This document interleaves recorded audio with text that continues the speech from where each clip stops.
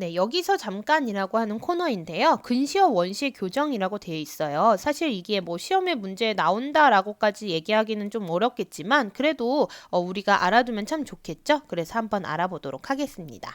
자, 근시라고 하는 거는 가까운 것이 보이는 겁니다. 그럼 가까운 거는 보이니까 먼 거는 안 보인다는 뜻이겠죠? 멀리 있는 물체가 안 보일 때 보통 청소년기에는 이런 근시의 눈을 많이 가지고 있어요. 그다음 원시 같은 경우에는 먼 것이 보인다라는 겁니다. 자, 그러면 가까이 있는 것은 안 보인다는 뜻이겠죠. 보통 이제 노인들이 더 이런 원시를 많이 가지게 됩니다. 물론 다양하긴 하죠. 근데 그래도 보통은 이렇게 가지게 되고요. 자, 이러면 이 원인이 무엇일까 해서 봤는데요. 근시 같은 경우에는 수정체와 망막 사이의 거리가 정상보다 멀다는 것이 원인입니다. 자, 여기 보시면 우리가 이제 수정체에서 빛을 굴절해서 망막에 정확하게 상이 맺혀야 합니다. 근데 이렇게 상이 여기에 맺혀야 하는데 이것보다 앞쪽에 맺히게 되는 경우에는 근시가 생겨요.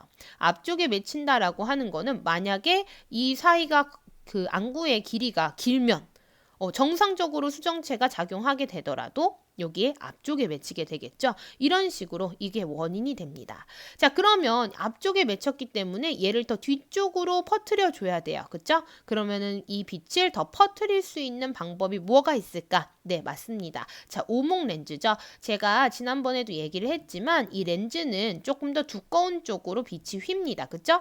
그럼 오목 렌즈에서는 더 뚱뚱한 부분이 이쪽 그 가장자리 쪽이잖아요. 그래서 빛을 퍼뜨린 다음에 이렇게 모이게 하면 여기에 정확하게 망막에 상이 맺히겠죠.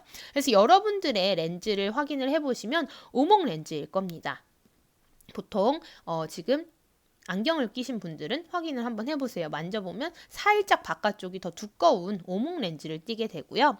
그 다음에 이제 원시는 한번 볼게요. 그럼 원시는 반대로 망막보다 이 상이 뒤에 가서 맺힐 때 원시가 되겠죠.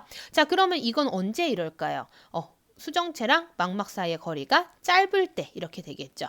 안구의 길이가 처음부터 짧게 태어난 사람들은 원시를 가지고 태어난 것입니다.